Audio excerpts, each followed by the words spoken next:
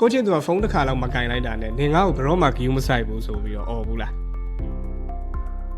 ဒါမှမဟုတ်ကို့မခံလေးစားလုပ်တဲ့လူငယ်တစ်ယောက်နှစ်ယောက်လောက်ကြုံမှုတာနဲ့ဟာခုခေတ်ကလေးတွေက respect ကိုမရှိဘူးဆိုပြီးတော့တတ်မှတ်လိုက်ဘူးလား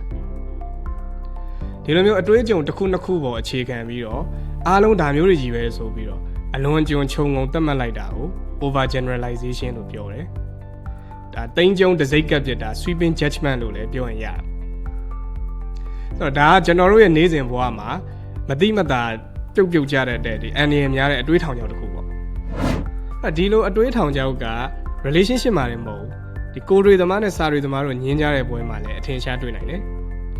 theory အလကားပဲကိုယ်တိုင်လုံးကြည့်မှသိတာဆိုတော့ကိုယ်ပိုင်အတွေ့အကြုံခိုင်းရှိတယ်လို့စာမဖတ်ရင်တော့တစ်ချိန်ကျရက်သွားမှာပဲဆိုတော့စာအုပ်ကိုင်းလည်းရှိ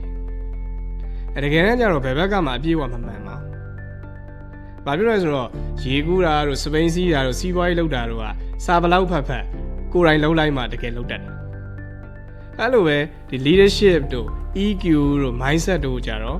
လက်တွေ့ကျင့်တော့မှမှန်ပေမဲ့စာမဖတ်ပဲမလေးလာပဲ framework မရှိပဲနဲ့ရမ်းတမ်းလုပ်လို့မရပြန်ဘူးဒါပေမဲ့တချို့ကကြတော့အလွယ်လန်းကိုလိုက်ပြီးတော့ဟာကိုယ်ပိုင်တွေးကြုံတာလင်းအဓိကအရေးကြီးဆုံးပဲဆိုပြီးတော့ခြေဆုံးပြစ်ပြီးဝင်လိုက်တတ်တယ်အဲ့ဒါမျိုးကကြတော့ကိုတင်ယူမဲ့ပညာရဲ့သဘောတဘာဝကိုထဲမတွက်ပဲနဲ့ဆုံးဖြတ်ချလိုက်တာပေါ့တကယ်တမ်းပေါ့များသောအားဖြင့်ဒီပညာရဲ့တစ်ခုကိုသင်ဖို့အကောင်းဆုံးနည်းကတော့စာတွေရောလက်တွေရောပေါင်းပြီးတော့ပြန်သုံးသပ်မှားရင်ပြင်တိုးတက်အောင်လုပ်တာပေါ့အဲ့ဒါကြောင့်မို့လို့ဒီကိုယ်ပိုင်တွေးချုံကိုင်းနဲ့စာအုပ်ကိုင်းဘယ်ကိုင်းကပုံမှန်လဲဆိုတာတကယ်အရေးမကြီးဘူးအလွယ်လေးပေါ့နော်တစ်ဖက်ထဲကိုမျက်စိမိတ်ပြီးခြေစုံပြစ်ဝင်လိုက်တာမှတကယ်ပြဿနာ